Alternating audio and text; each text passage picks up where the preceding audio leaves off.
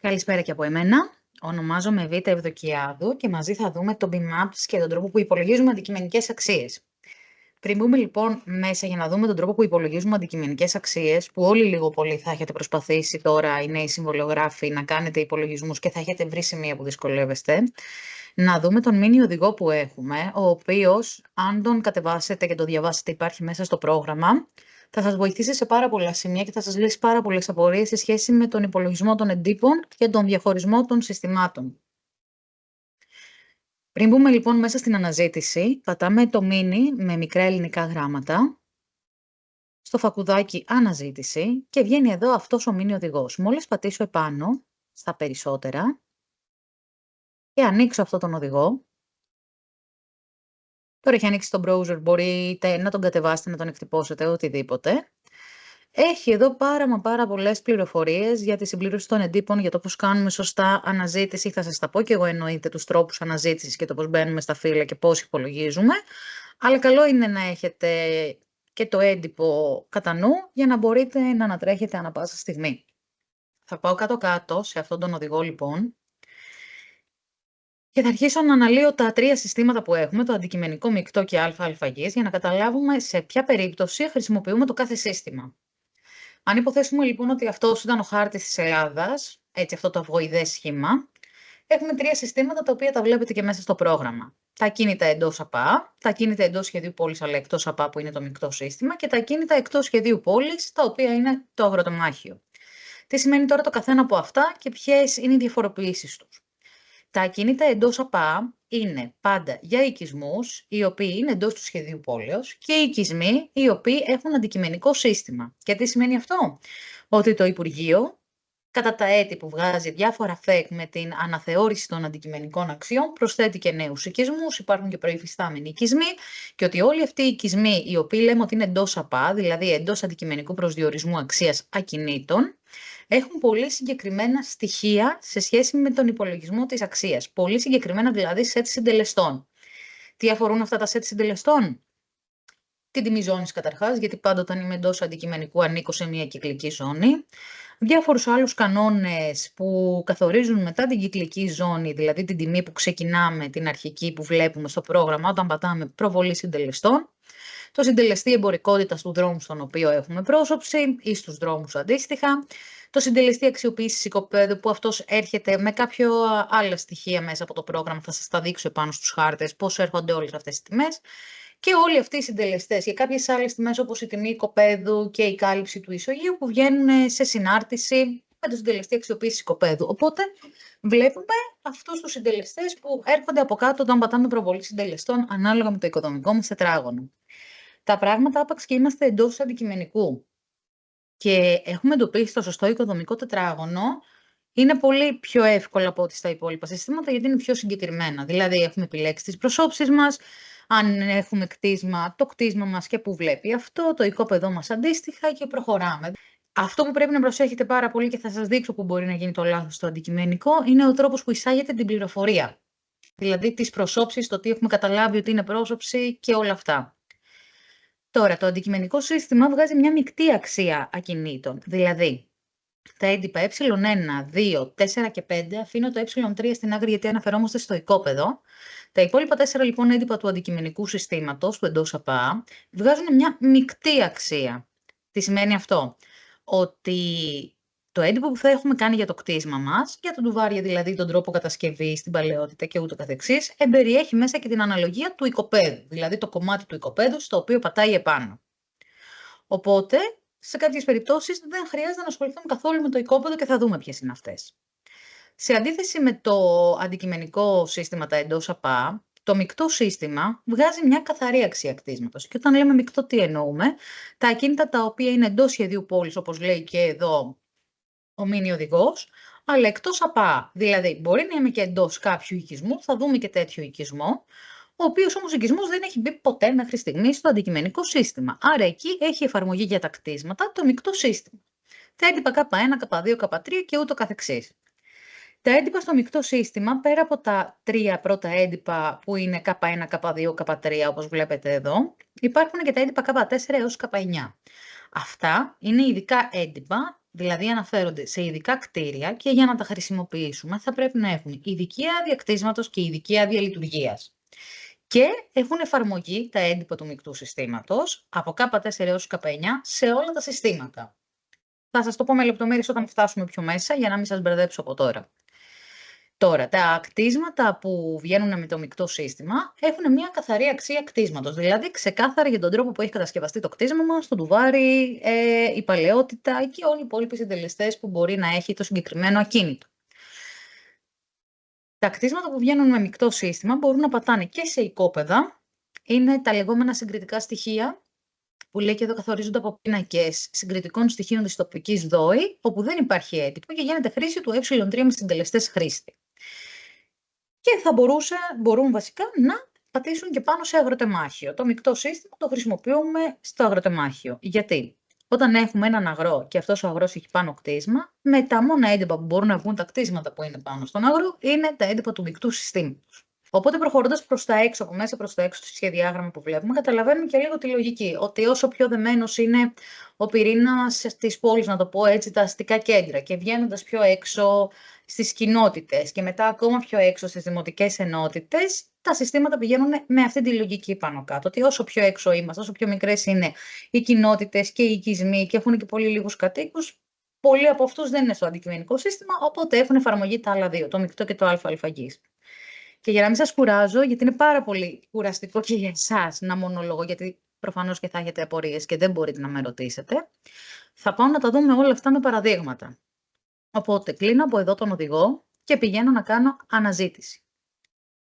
Πάμε να δούμε λοιπόν πώς κάνουμε σωστές αναζητήσεις. Αναζήτηση μπορούμε να κάνουμε με πολλούς τρόπους. Ένας τρόπος είναι η άμεση αναζήτηση. Στην άμεση αναζήτηση βάζουμε οδό, κενό, αριθμό, κόμμα, κενό, την περιοχή. Το τονίζω και κάνω μια παύση σε σχέση με αυτό, γιατί τα δεδομένα είναι πολύ συγκεκριμένα όταν βάζουμε κάτι στην άμεση αναζήτηση, οπότε θα πάει να ψάξει με βάση αυτά τα δεδομένα. Τώρα, όταν κάνω αναζήτηση, αλλά έχω βάλει τη σωστή πληροφορία όπως έδινε εδώ και το παράδειγμα, πηγαίνει το πρόγραμμα αυτομάτως και μου μαρκάρει, μου πρασινίζει δηλαδή το οικοδομικό τετράγωνο και αυτομάτως και την πρόσωψη, την Πλατεών. Γιατί είχα κάνει αναζήτηση με την οδό Πλατεών 4, κενό Αθήνα. Υπάρχει μία Πλατεών στο κέντρο της Αθήνας, είναι στο τρίτο διαμέρισμα, μου την εντόπισε, όλα καλά, όλα ωραία. Αν δεν έκανα την αναζήτηση βήμα-βήμα, θα μπορούσα να καθαρίσω τα φίλτρα και από εδώ, από τα χ δηλαδή, από τη βήμα-βήμα αναζήτηση και από το χάρτη εδώ που λέει η Ελλάδα καθαρίζουν τα φίλτρα. Θα σας πρότεινα, επειδή είναι αρχή, να κάνετε την αναζήτηση βήμα-βήμα, γιατί βγαίνει και ένα πινακάκι στο τέλος όταν φτάνουμε στον οικισμό, το οποίο μας δίνει πληροφορίες για τον ίδιο τον οικισμό. Οπότε, αν έκανα την αναζήτηση βήμα-βήμα και ήθελα πάλι να βρω την ίδια διεύθυνση, θα πήγαινα κεντρικού τομέα Αθηναίων, εφόσον ξέρω την καλή κρατική διαίρεση. Δήμος Αθηναίων μου περιορίζει αντίστοιχα τα αποτελέσματα της δημοτικής ενότητας και έπειτα της κοινότητας, ανάλογα με το τι έχω επιλέξει στο παραπάνω πεδίο. Τρίτου διαμερίσματος Αθηναίων και οικισμός Αθήνα τρίτο διαμέρισμα. Και φτάνουμε στο πινακάκι που σας έλεγα. Εδώ λοιπόν φαίνεται από πότε είχε ενταχθεί ο οικισμός στο αντικειμενικό σύστημα. Που αν κάνουμε την άμεση αναζήτηση, όπως πήγαμε πριν από επάνω, δεν μας βγαίνει το πινακάκι, γιατί πάει και μας εντοπίζει κατευθείαν το οικοδομικό τετράγωνο. Στο πινακάκι εδώ λοιπόν τι μας λέει? Ότι ο οικισμός είναι εντός αντικειμενικού συστήματος από 1η του 1985. Ισχύουν και τα τρία συστήματα, γιατί τα λευκά σημεία που βλέπετε στο χάρτη, να πω το πινακάκι λίγο πιο εδώ, όπως για παράδειγμα εδώ που είναι κάτι λόφι, φιλοπάπου, στρέφει και ούτω καθεξής, θυσίο, αυτά εδώ, όλα τα λευκά σημεία που βλέπετε μέσα σε χάρτες με οικοδομικά τετράγωνα, δεν έχει εφαρμογή το αντικειμενικό σύστημα. Και αν πατήσω εδώ πάνω, θα δείτε ότι μου το απενεργοποιεί κιόλας, ότι μου δίνει μόνο τις επιλογές για μεικτό και αλφαγής. Γιατί μπορεί επάνω σε κάποιο λόφο από αυτούς, ή στο Θησίο, για παράδειγμα, που είναι πάρκο, να υπάρχει ένα αναψυκτήριο με ειδική άδεια. Αυτό το αναψυκτήριο με την ειδική άδεια θα πρέπει να βγει με μεικτό σύστημα. Οπότε ναι, μπορούμε να βγάλουμε αξία, απλώς σε αυτά τα λευκά κενά σημεία που βλέπετε, όπως για παράδειγμα εδώ που είναι το πεδίο του Άρεως, δεν έχει αντικειμενικό σύστημα. Οπότε μας βοηθάει πάρα πολύ το πινακάκι αυτό. Και μετά οι επιλογές μας επάνω στο χάρτη. Κλείνω το πινακάκι. Πάμε να δούμε και άλλους τρόπους που μπορούμε να κάνουμε αναζήτηση. Καθαρίζω πάλι τα φίλτρα από το Ελλάδα. Μπορούμε να κάνουμε αναζήτηση με συντεταγμένες. Τις συντεταγμένες, τις περισσότερες φορές οι μηχανικοί τις δίνουν στον τύπο 687 και ζητάνε μήκος και πλάτος, δηλαδή χ και ψ.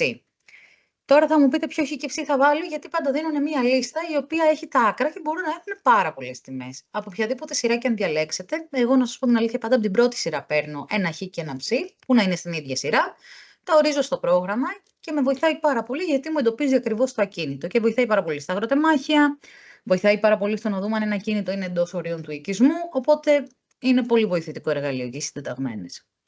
Και το ακόμη πιο βοηθητικό εργαλείο είναι το ΚΑΕΚ. Πάμε να δούμε και πώς κάνουμε αναζήτηση στο ΚΑΕΚ. Ενώ βλέπετε ότι ο χάρτης είναι κενός και δεν έχει κανένα δεδομένο, μόλις πάω εγώ και εισάγω μια έγκυρη τιμή ΚΑΕΚ, δηλαδή περιοχής που έχει ολοκληρωθεί η κτηματογράφηση,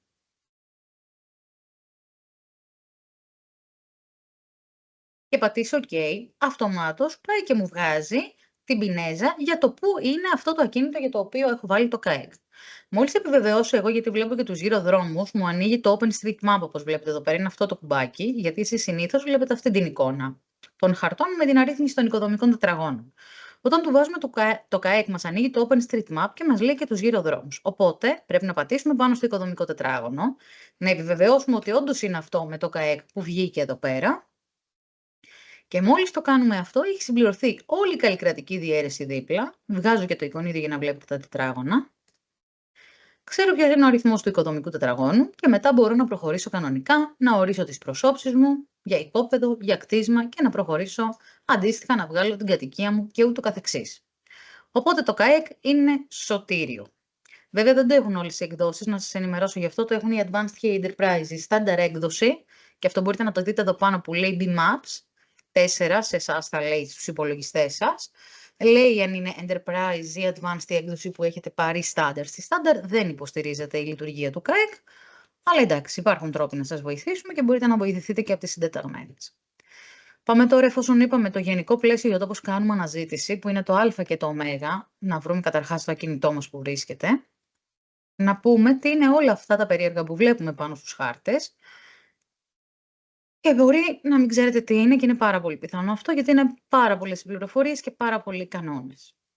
Πάντα είπαμε όταν έχουμε ένα οικοδομικό τετράγωνο εντός αντικειμενικού συστήματος, ανήκουμε σε μια κυκλική ζώνη. Τι σημαίνει κυκλική ζώνη? Τις κυκλικές ζώνες τις διαχωρίζουμε από το γράμμα του αλφαβήτου, το ελληνικό γράμμα. Τώρα, για παράδειγμα, εδώ που έχω επιλέξει αυτό το οικοδομικό τετράγωνο, είναι είτε κυκλική ζώνη. Και τι σημαίνει κυκλική ζώνη? Αυτό που λέει και η λέξη, ότι περιβάλλει κάποια οικοδομικά τετράγωνα. Τώρα η κυκλική ζώνη συγκεκριμένη έχει περίεργο σχήμα, μόνο κυκλική δεν τη λες έτσι όπως είναι. Πηγαίνει από εδώ, από την Ιερά Οδό, έρχεται από πάνω, δεν ξέρω αν βλέπετε το βελάκι μου, ελπίζω πως ναι. Πηγαίνει γύρω-γύρω, έρχεται από εδώ κάτω, πιάνει και αυτό εδώ το λευκό το κενό το σημείο που είναι το θυσίο και κλείνει εδώ. Και πώς το ξέρω εγώ αυτό, εσείς δεν χρειάζεται να το ξέρετε απ' έξω προφανώς. Είναι πληροφοριακά αυτά που λέμε, αλλά θα σας χρησιμεύσουν μακροπρόθεσμα όταν θα έχετε διαφορές στην τιμή ζώνης να καταλαβαίνετε γιατί έχει γίνει αυτό. Γιατί βλέπω το γράμμα ήτα και εδώ κάτω, ενώ γύρω-γύρω από τα όρια βλέπω άλλα γράμματα. Η εμπειρία σταδιακά θα σας βοηθήσει όλο αυτό να το διαχωρίσετε. Αυτό σημαίνει πρακτικά ότι όποιο οικοδομικό τετράγωνο και να διαλέξω εδώ μέσα, θα έχω την ίδια τιμή ζώνης. Και μιας και έχω επιλέξει οικοδομικό τετράγωνο, πατάω προβολή συντελεστών και βλέπω ότι όντως ανήκω στην ίδια κυκλική ζώνη και παίρνω 1.400 ευρώ για την ίδια κυκλική ζώνη. Αντίστοιχα, αν πάω να πατήσω αυτό το τετράγωνο εδώ που βλέπω πάλι το ήτα και πατήσω μια πρόσωψη, ελπίζω να μην περνάει γραμμική από την πρόσωψη. Πάτησα ωραία, βλέπω πάλι ότι παίρνω 1.400 ευρώ. Ωστόσο, αυτό δεν αρκεί για να βγει η αντικειμενική αξία, γιατί βλέπετε από κάτω ότι συμπληρώνονται και οι άλλοι συντελεστές. Πάμε να δούμε λοιπόν πώς έρχονται οι άλλοι συντελεστές. Ο συντελεστής εμπορικότητας έρχεται από τον δρόμο ή τους δρόμους που βλέπω, τις προσώψεις δηλαδή που επιλέγω εδώ. Αν επιλέξετε τη σωστή πρόσωψη, θα έρθει και ο σωστός συντελεστής εμπορικότητας. Τώρα, πάμε να δούμε πώς έρχεται ο συντελεστής αξιοποίησης οικοπαίδου, με βάση τον οποίο βγαίνουν οι υπόλοιπες τιμές, η τιμή οικοπαίδου, η κάλυψη του ισογείου και ούτω καθεξής. Πέρα από την κυκλική ζώνη που είπαμε ότι είναι οι χοντρές κόκκινες γραμμές που περιβάλλουν κάποια οικοδομικά τετράγωνα και καθορίζουν την τιμή που θα ξεκινήσουν να υπολογίζονται αυτά τα τετράγωνα, υπάρχουν και αυτές οι μπλε γραμμές που βλέπετε, που περικλείουν κάποια τετράγωνα, και αυτό σημαίνει ότι όσα τετράγωνα εσωκλείονται αυτών των γραμμών που έχουν το ίδιο λατινικό, έχουν όλα τα τετράγωνα τον ίδιο συντελεστή αξιοποίησης οικοπαίδου. Δηλαδή, ένα τετράγωνο εδώ, με πρόσωψη, οπουδήποτε τώρα, Μου δίνει συντελεστή αξιοποίησης οικοπαίδου 2,2. Το ίδιο αν επιλέξω και αυτό το τετράγωνο πιο πάνω. Συγγνώμη. Εδώ θα μου δώσει συντελεστή αξιοποίησης 2,2. Ωστόσο, αν πάω να επιλέξω το παραδιπλανό τετράγωνο που βλέπω ότι περνάει άλλη γραμμή ΣΑΟ με το λατινικό το 26, θα μου δώσει συντελεστή αξιοποίησης οικοπαίδου 1,4. Όλα καλά μέχρι εδώ. Δεν χρειάζεται, όπως είπαμε, να τα ξέρετε απ' έξω. Απλώς να καταλαβαίνετε γιατί παρόλο που μπορεί να έχουμε όμορα τετράγωνα, αυτό ας πούμε με το διπλανό που επέλεξα, να βγάζουν τελείως διαφορετική τιμή. Γιατί μπορεί ο συντελεστής αξιοποίησης τους να είναι τελείως διαφορετικός. Άρα και η τιμή του οικοπαίδου διαφορετική και οι άλλοι συντελεστές και μπορεί να έχουμε όμορα οικόπεδα τα οποία είναι ίδια σε τετραγωνικά, πανομοιότυπα, με προσώψεις στον ίδιο δρόμο και τελικά το ένα με το άλλο να έχουν μεγάλη απόκλιση στην τιμή. Πάμε να δούμε όμως και στις πιο δύσκολες περιπτώσεις τι γίνεται όταν έχουμε ένα οικοδομικό τετράγωνο από το οποίο διέρχονται 3 τέτοιες γραμμές όπως αυτό. Και γιατί λέω 3, θα μου πείτε πού τις είδες. Η μία είναι αυτή, η ευρύτερη, η μεγάλη, το 18, που έχει το 2,2. Υπάρχει αυτή απ' έξω πριν που είδαμε με το 1,4 που τέμνει εδώ το οικοδομικό τετράγωνο στη Σαλαμίνος και υπάρχει και άλλη μία μέσα στο ίδιο το οικοδομικό τετράγωνο. Άλλο λατινικό. Άρα, ανάλογα με τις προσώψεις που θα επιλέξω εγώ σε αυτό το τετράγωνο, θα βλέπω διαφορά. Δηλαδή, αν έχω πρόσωψη μόνο στη Θερμοπυλών, για παράδειγμα, που είναι ο δρόμος που περνάει από εδώ μέσα, θα πάρω την ευρύτερη γραμμή ΣΑΟ, 2,2. Αν είχα όμως και άλλες προσώψεις στο οικοδομικό τετράγωνο, κοιτάξτε τι μου κάνει, δεν μου δίνει τιμή. Άρα δεν μου δίνει και τιμή οικοπαίδου, ούτε κάλυψη ισογείου, τίποτα από όλα αυτά. Και μόλις το πατήσω αυτό, μου λέει ότι στη συγκεκριμένη επιλογή που έκανα στο εν λόγω οικοδομικό τετράγωνο, έχω 3 διαφορετικούς συντελεστές αξιοποίησης οικοπαίδου. Επειδή δεν μπορείτε εσείς να πάρετε την ευθύνη για το ποιο συντελεστή αξιοποίησης οικοπαίδου θα διαλέξετε και θα βάλετε στο πρόγραμμα, μπορεί να είναι ο μικρότερος, μπορεί ο μεγαλύτερος, μπορεί ένας μέσος όρος. Γι' αυτό λοιπόν σε τέτοιες περιπτώσεις απαιτείται βεβαίωση από την αρμόδια πολυδομική υπηρεσία, στην οποία αναφέρεται ο εφαρμοζόμενος συντελεστής δόμησης, συντελεστής αξιοποίησης οικοπαίδου αλλιώς. Και τότε, εφόσον εισάγουμε μία τιμή στο πρόγραμμα, θα μας επιτρέψει, ας πούμε ότι είχα τώρα τη βεβαίωση, να προχωρήσουμε και θα μας βγάλει και τις υπόλοιπες τιμές μας. Πάμε να δούμε και κάτι ακόμα περίπλοκο, το οποίο θεωρώ ότι θα είναι πολύ βοηθητικό. Μέχρι στιγμής είπαμε την τιμή ζώνης, είπαμε το συντελεστή αξιοποίησης οικοπαίδου. Πάμε να δούμε όμως τι μπορεί να αλλάξει σε σχέση με την τιμή της κυκλικής ζώνης και ενώ τα όμορα τετράγωνα δίπλα να έχουν μία τιμή, όπως για παράδειγμα εδώ το 1400, το δικό μου τετράγωνο ανάλογα με την πρόσωψή μου να έχει μεγαλύτερη τιμή. Για παράδειγμα, έχω αυτό το οικοδομικό τετράγωνο, το 64057. Βλέπουμε εδώ ότι κατά μήκος της Ιερά Οδού περνάει μια λεπτή κόκκινη γραμμή και από την πάνω πλευρά και από την κάτω. Αυτές οι κόκκινες λεπτές γραμμές που θα δείτε να διέρχονται σε διάφορα σημεία, όπως και από εδώ, που μπορεί να τέμνουν διάφορα οικοδομικά τετράγωνα ή να διέρχονται κατά μήκος μια συγκεκριμένη οδού, ή ακόμη να πιάνουν και μόνο ένα μέρος του οικοδομικού τετραγώνου ή να το κυκλώνουν.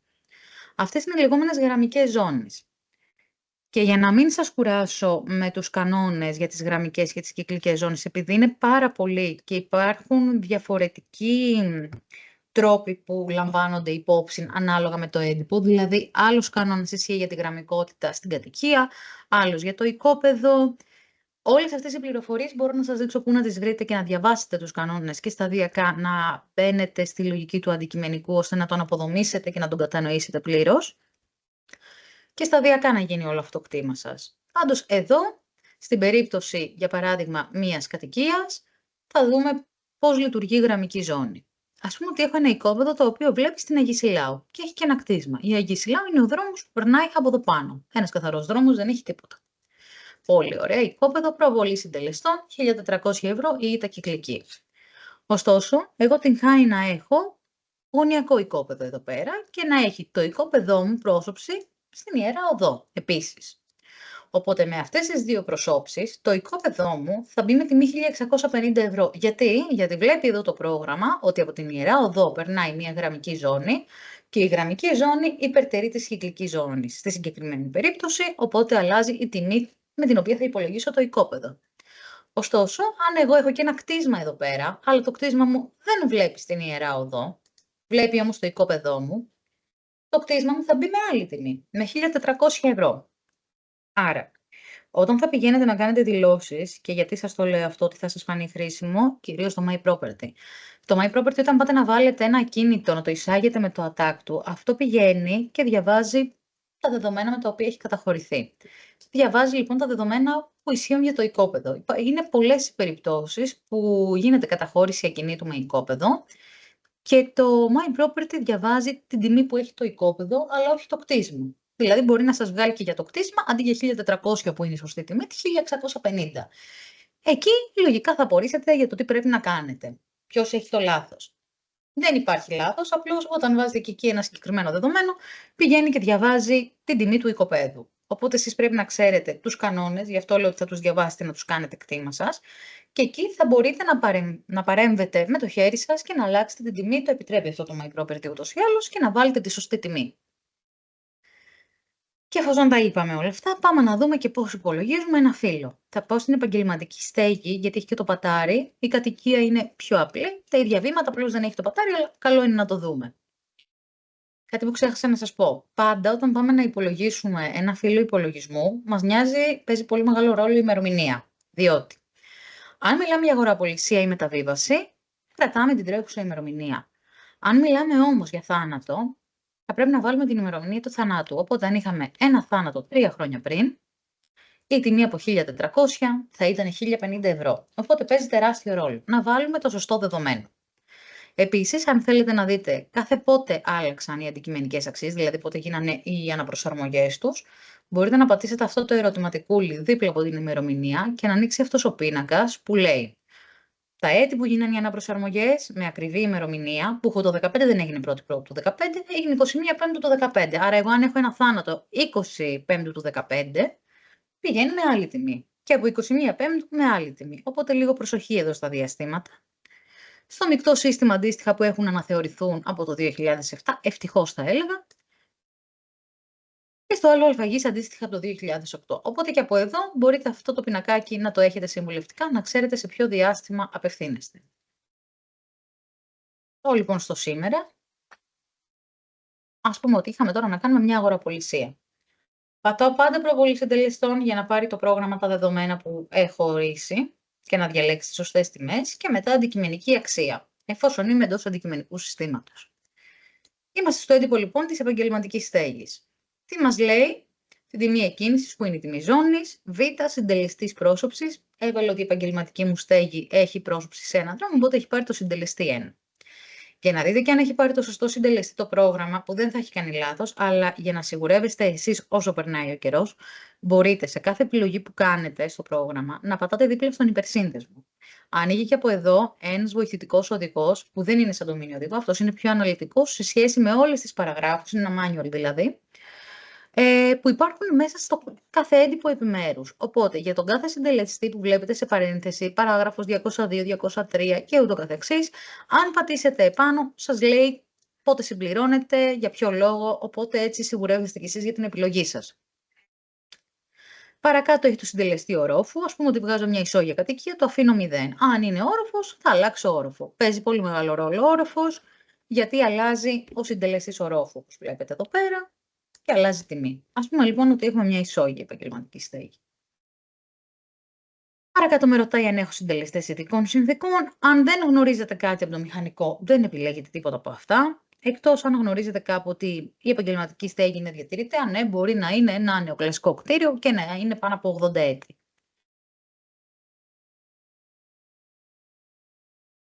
Συντελεστής αποπεράτωσης. Αυτούς τους συντελεστές τους επιλέγουμε μόνο αν το κτίσμα μας δεν είναι ολοκληρωμένο, δηλαδή δεν έχει αποπερατωθεί.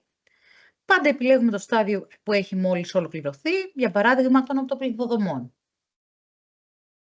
Θα μπορούσαμε έχει μειωτικό συντελεστή. Ωστόσο, εδώ μία παρένθεση και θα ήθελα να το σημειώσετε. Άπαξ και έχω ένα μη αποπερατωμένο κτίσμα. Για παράδειγμα, έβγαλε εγώ μια άδεια το 2005 και ξεκίνησα να φτιάχνω κάτι. Ωραία. Και έσκασε η κρίση το 8 και δεν είχα τα χρήματα να το ολοκληρώσω ποτέ.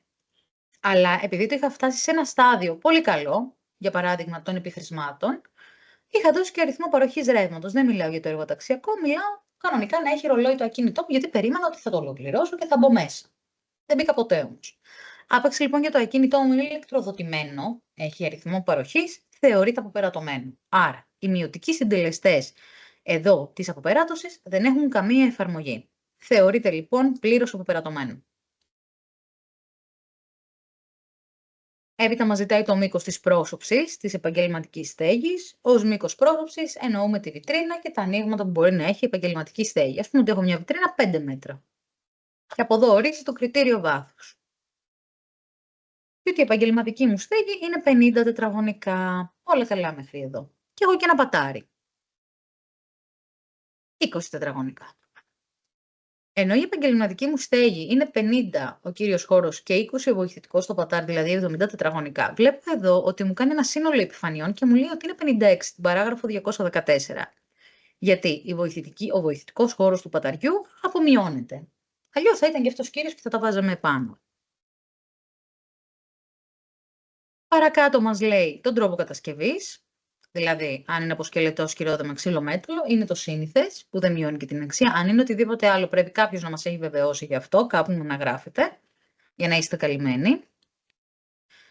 Το αν δεν έχει κεντρική θέρμανση, δεν εννοούμε να μην ανάβει κάποιος τα καλοριφέρ ή να μην έχει σώματα μέσα στο ακίνητό του. Εννοούμε να μην υπάρχει καθόλου η υποδομή στο ακίνητο, να μην έχει προβλεφθεί εξ αρχής, να μην υπάρχει σωλήνος, λέβητας, τίποτα. Και το αν έχει κυλιόμενες σκάλες, είτε τις έχει σε λειτουργία, είτε δεν τις έχει. Αν τις έχει, αν υπάρχουν μέσα στο χώρο, θα τις επιλέξουμε. Και πάμε τώρα και στο συντελεστή της συνιδιοκτησίας. Η συνιδιοκτησία εφαρμόζεται μόνο όταν οι υπόχρεοι σε φόρο μοιράζονται το ίδιο δικαίωμα. Αλλά δεν ισχύει για την επικαρπή αυτό. Όταν δηλαδή έχω δύο ψηλούς κύριους, για παράδειγμα, 2-3 όσους ψηλούς κύριους και μοιράζονται την ψηλή κυριότητα, έχω συνιδιοκτησία. Όταν έχω υπόχρεους που μοιράζονται την πλήρη κυριότητα, τότε έχω συνιδιοκτησία. Αν έχω όμως άτομα τα οποία μοιράζονται την επικαρπία, τότε δεν έχω συνιδιοκτησία. Ας πούμε τώρα ότι έχω συνιδιοκτησία για να δούμε πώς βάζουμε και υπόχρεους. Ξέχασα να βάλω παλαιότητα ωστόσο στο χτίσμα εγώ, γι' αυτό και βλέπετε τέτοια αξία. Ας πούμε ότι έχω μια άδεια 1η-1η του 2000. Πολύ ωραία. Και θα μου πείτε, αφού έχω 2024, γιατί μου μετράει 23 χρόνια για την παλαιότητα, αλλά για τον ένφια 24. Γιατί η παλαιότητα ενός ακινήτου ξεκινάει και μετράει 2 χρόνια μετά την ημερομηνία της αδείας. Δηλαδή, αν η άδεια ήταν όντως 1η-1η του 2000, θα ξεκινούσε να μετράει η παλαιότητα από 1η-1η του 2002. 2024 μείον 2002 μας κάνει 22 χρόνια. Γιατί όμως έχει μετρήσει 23?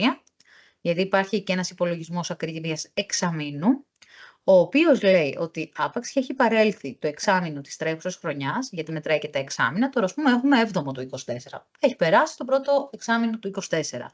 Οπότε πάει και μου προσθέτει ένα χρόνο. Αν όμως η άδειά μου ήταν 1η-7ου του 2000,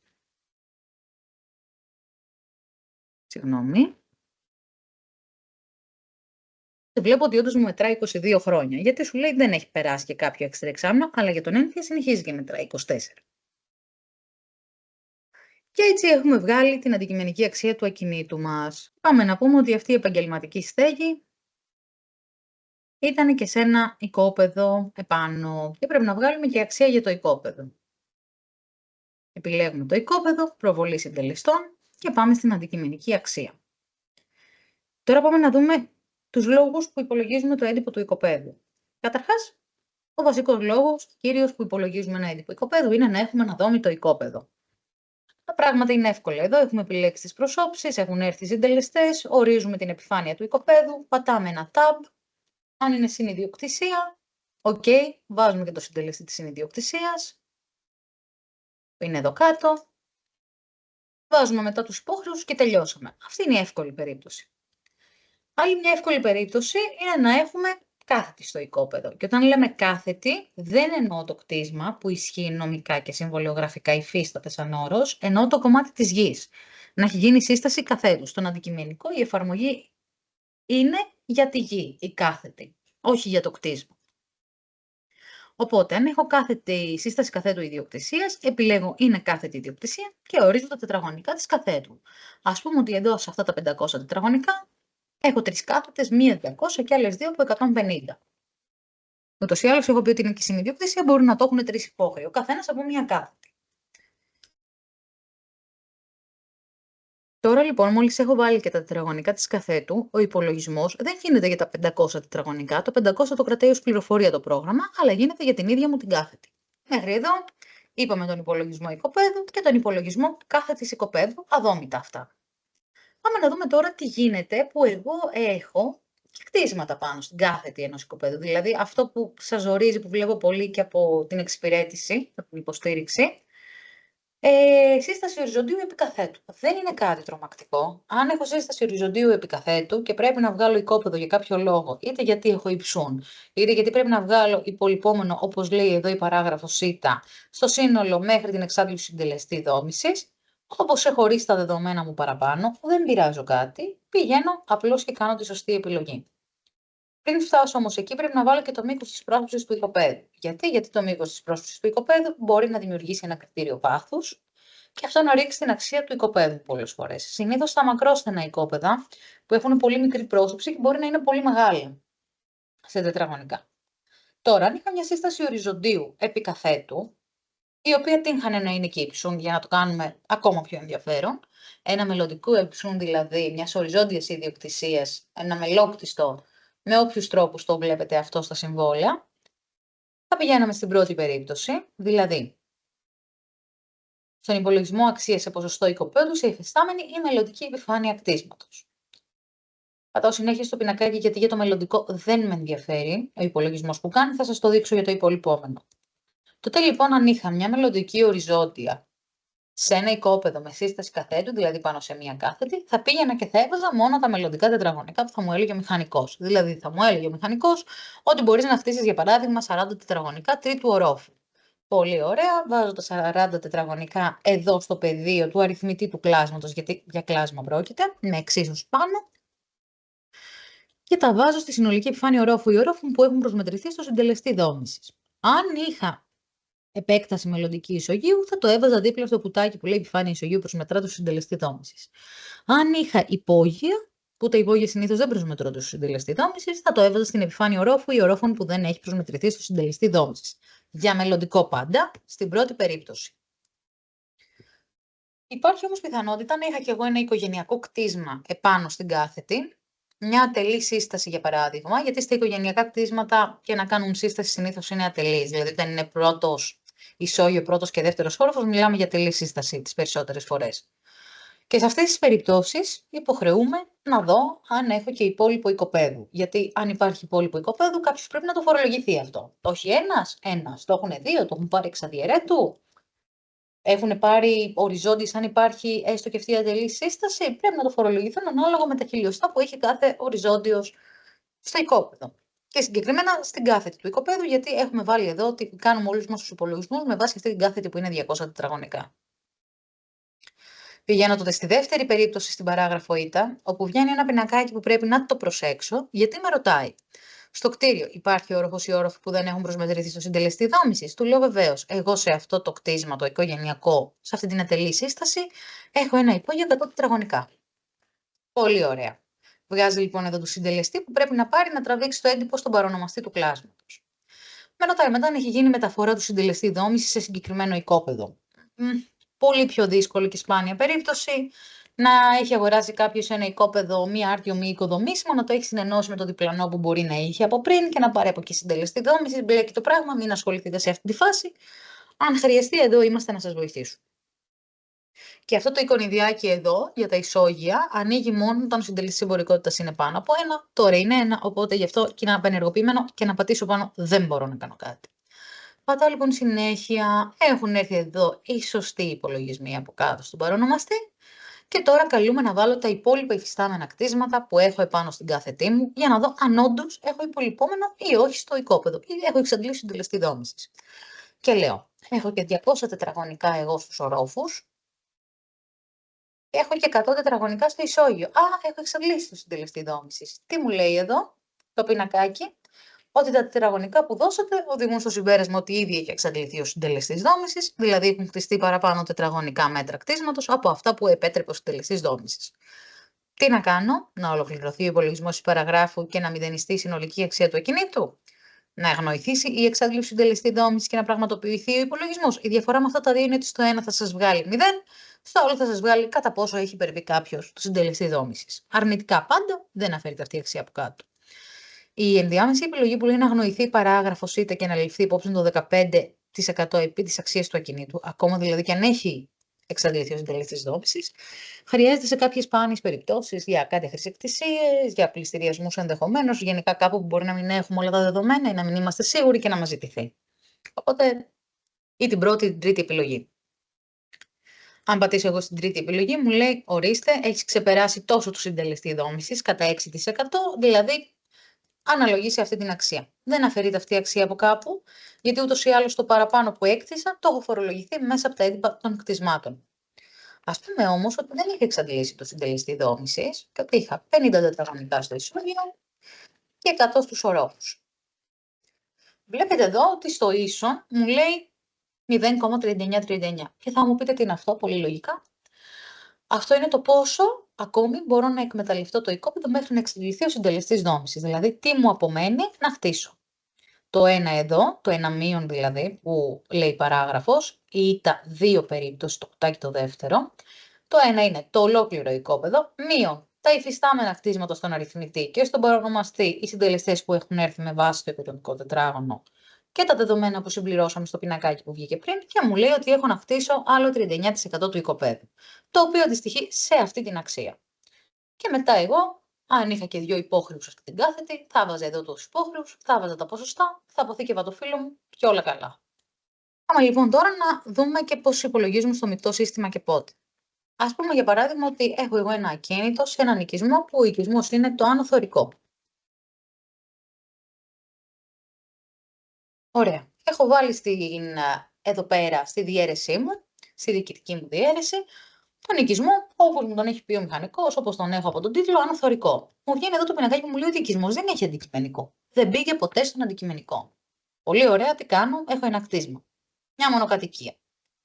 Θα τη βγάλω με μεικτό σύστημα, δεν μπορώ να κάνω κάτι άλλο. Ωστόσο, επειδή ο οικισμός άνω θωρικό ανήκει στην κοινότητα της Λαβρεωτικής και σαν κοινότητα είναι πολύ μεγάλη και έχει πολλές επιλογές, με ρωτάει εδώ το πρόγραμμα σε ποιο κομμάτι της κοινότητας είσαι, γιατί το Υπουργείο έχει χωρίσει εδώ την κοινότητα σε 3 στάδια και βλέπετε ότι οι τιμές έχουν μεγάλη απόκληση μεταξύ τους. Ας πούμε ότι είμαι στο υπόλοιπο του Δήμου Λαβρεωτικής και ότι έχω μια μονοκατοικία. K2 μου δίνει εδώ την τιμή. 570. Το επιλέγει και από κάτω. Βλέπετε εδώ ότι οι τιμές αφιτηρίας για τα έντυπα που σας είπα στην αρχή K4 έως K9 για τα ειδικά κτίρια είναι σταθερές. Και το λέει κιόλας ότι είναι σταθερές σε όλη την επικράτεια. Δηλαδή το παράδειγμα που είπα στην αρχή που επικαλέστηκα ότι μέσα στο πεδίο του Άρεως ή στο Θησίο έχει ένα αναψυκτήριο, που εκεί δεν έχει αντικειμενικό, παρόλο που είναι μέσα στο κέντρο της Αθήνας και έχει αθλητικές εγκαταστάσεις επίσης, θα τις έβγαζα με αυτά τα φύλλα. Και για να το διανθίσουμε λίγο, πολύ καλό παράδειγμα είναι τα ξενοδοχεία. Είτε έχω τη Μεγάλη Βρετάνια στο κέντρο της Αθήνας, είτε έχω ένα ξενοδοχείο εδώ στο Άνω Θωρικό, που δεν έχει αντικειμενικό σύστημα, με την ίδια τιμή θα πάω εφόσον έχω άδεια ειδικού κτίριου, δηλαδή με τα 850 ευρώ ένα τετραγωνικό. Δεν ισχύει σε αυτές τις περιπτώσεις, δηλαδή γιατί ειδικά κτίρια ή τιμή ζώνης έχουν άλλο καθεστώς που υπολογίζονται. Ας μείνουμε όμως στη μονοκατοικία για να δούμε τη συμπλήρωση ενός εντύπου κάπα. Είναι πιο απλά τα πράγματα στη συμπλήρωση.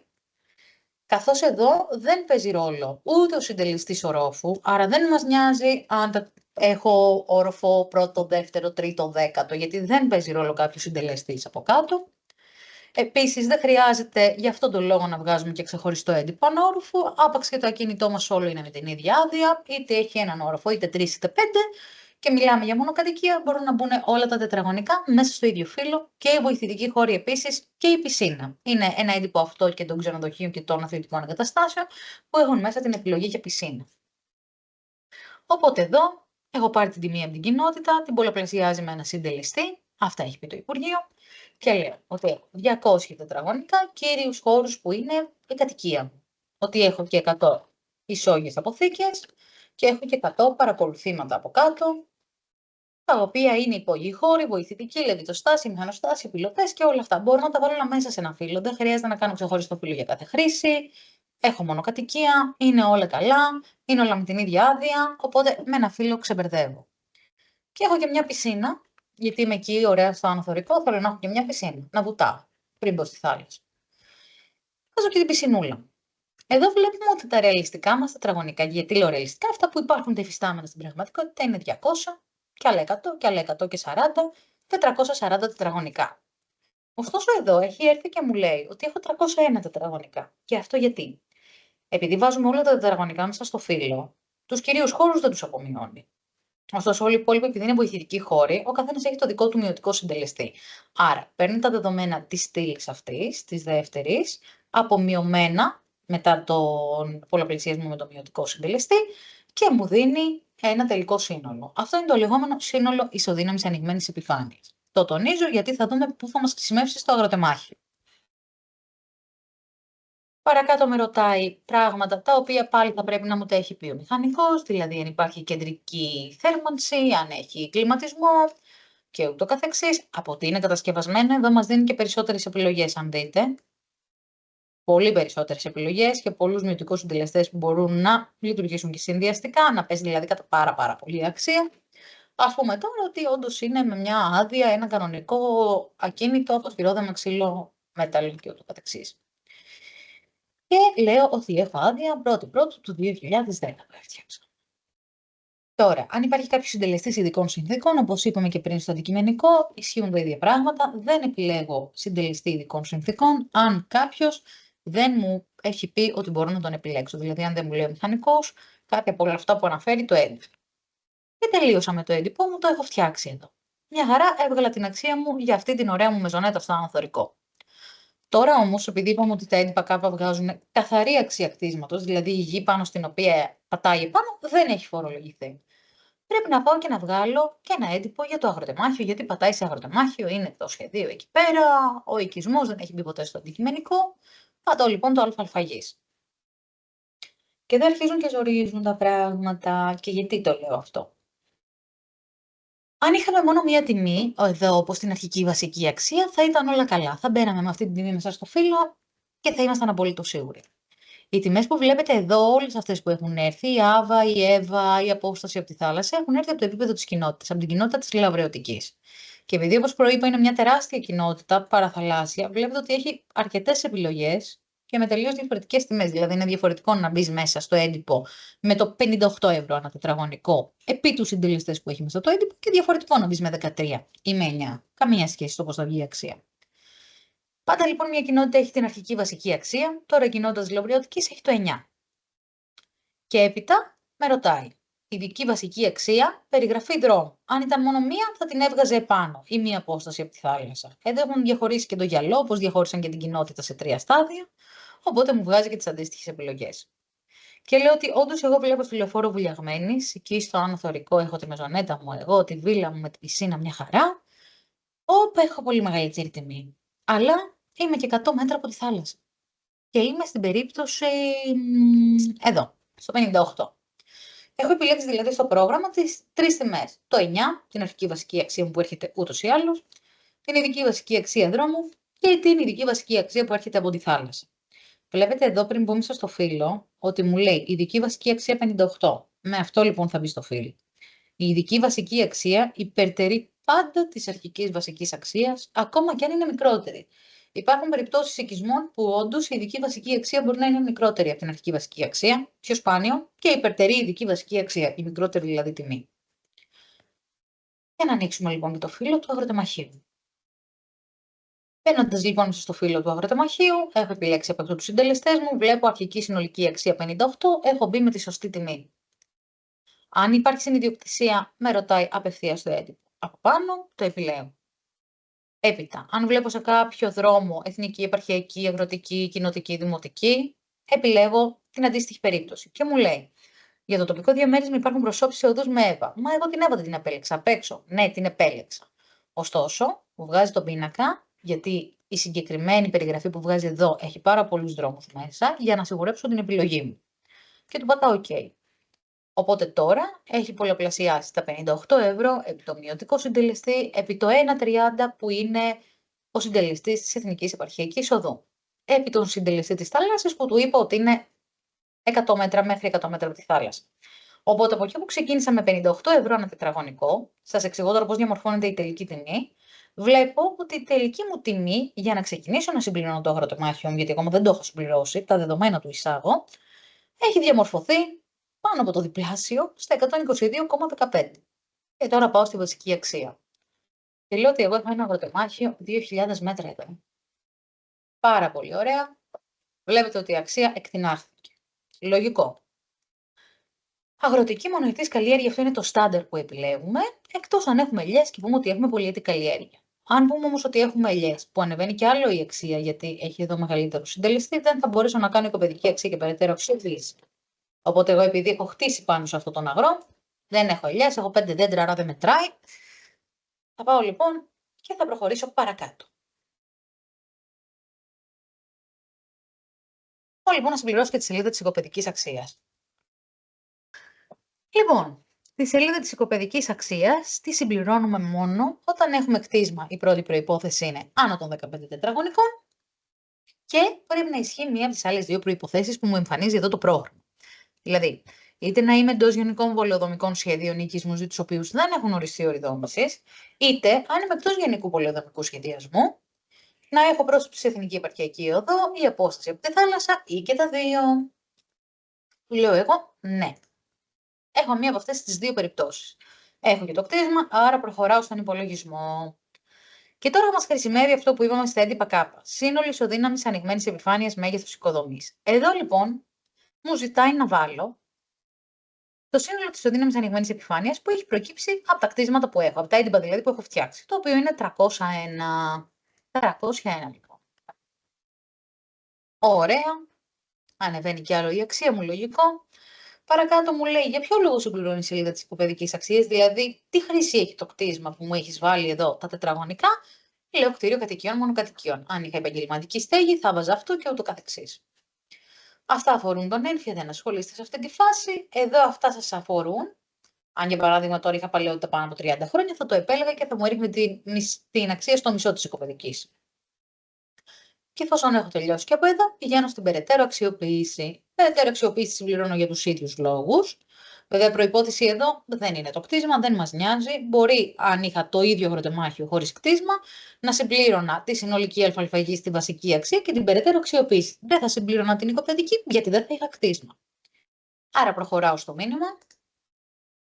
Με βάζει να ορίσω εκ νέου την εδαφική μου έκταση. Και τώρα του λέω εγώ ότι είμαι στην περίπτωση που ναι, μεν έχω και απόσταση από τη θάλασσα μέχρι 800 μέτρα και βλέπω σε εθνική επαρχιακή οδό, αλλά είμαι και εντός γουπουσού. Εφόσον έχω και τα τρία, τι ισχύει? Το εντός γουπουσού υπερτερεί, γιατί δίνει το μεγαλύτερο συντελεστή. Δηλαδή μου λέει ότι μπορώ να χτίσω το 25% των τετραγωνικών που είναι η γη μου. Και εδώ πέρα βλέπω ότι μου λέει ότι μπορώ να χτίσω μέχρι 500 τετραγωνικά. Άρα, ξεκινώντας ένα απλό αγροτεμάχιο, είδατε από τις 200.000 πόσο ήταν, 100 κάτι. Μάνι, έφτασα εγώ σχεδόν στις 600. Και εδώ λοιπόν μου λέει ότι ναι, δεν μπορείς να το εκμεταλλευτείς για 500 τετραγωνικά, αλλά δεν θα στο χρεώσω όλα αν εσύ έχεις χτίσει, οπότε πες μου τι έχεις χτίσει. Και εδώ μου ζητάει όμως τους κύριους χώρους του κτίσματος. Δεν μου ζητάει το σύνολο ισοδύναμης ανοιγμένης επιφάνειας. Το ποιοι είναι οι κύριοι χώροι θα το ξέρω από τον μηχανικό μου, θα μου το έχει πει. Εδώ την χάνει να το ξέρω ότι οι κύριοι μου χώροι είναι η πρώτη περίπτωση που δεν έχουν μειωθεί καθόλου, είναι κανονικά το κτίσμα μου. Σε ορόφους, σε ισόγειο και ούτω καθεξής. Οπότε πάω και του λέω 200. Τι κάνει λοιπόν εδώ το πρόγραμμα? Μου μειώνει την αξία.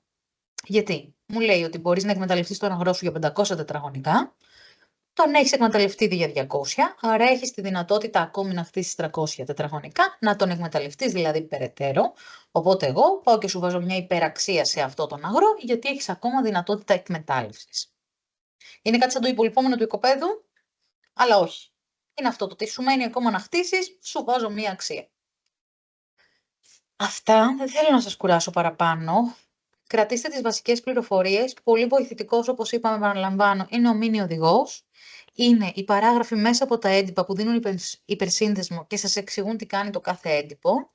Και επίσης, αν εξάγετε τα φύλλα σε PDF, τα φύλλα από πίσω, στην τελευταία του σελίδα, επειδή το PDF είναι η έγχαρτη μορφή, η επίσημη του Υπουργείου, Έχουν όλες τις οδηγίες, δηλαδή όλα αυτά που σας είπα προφορικά για τις κυκλικότητες, τις γραμμικότητες, συντελεστή εμπορικότητας, το πώς βγαίνουν οι τιμές και ούτω καθεξής, μπορείτε να τα διαβάσετε μέσα από τα ίδια τα έντυπα. Είναι 15 τα έντυπα σε σύνολο, δηλαδή 5 των αντικειμενικών ε1 με ε5, 9 του μεικτού συστήματος K1 με K9 και 1 το αγροτεμάχιο. Είναι στο σύνολο 15 έντυπα. Θα σας πρότεινα να πάτε να τα κατεβάσετε όλα σε PDF. Δεν χρειάζεται να τα συμπληρώσετε. Μπορείτε απλώς να βάλετε μια οποιαδήποτε διεύθυνση. Να κάνετε αυτό στο χάρτη, ακόμα και τη διεύθυνση που είναι εδώ η εταιρεία. Και να πείτε, πάω και βγάζω ένα ε1, αντικειμενική αξία. Κάνω εξαγωγή σε PDF.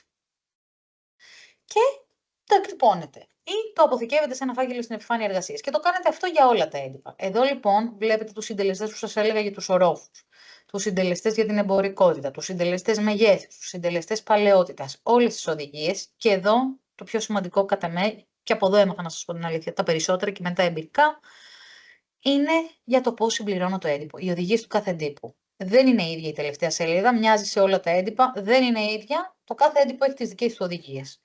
Οπότε, σε σύνολο όλα αυτά που είπαμε, προφορικά και με τις οδηγίες των εντύπων και με την βοήθεια μέσα από το πρόγραμμα και με το manual, το mini οδηγό, θεωρώ ότι μια χαρά θα τα καταφέρετε να βγάλετε αξίες και εντάξει, τα περίπλοκα, τα πιο δύσκολα, τα βλέπουμε σταδιακά. Οπότε, σε αυτό το σημείο να σας ευχαριστήσω πάρα πολύ. Σας χαιρετώ. Καλή συνέχεια.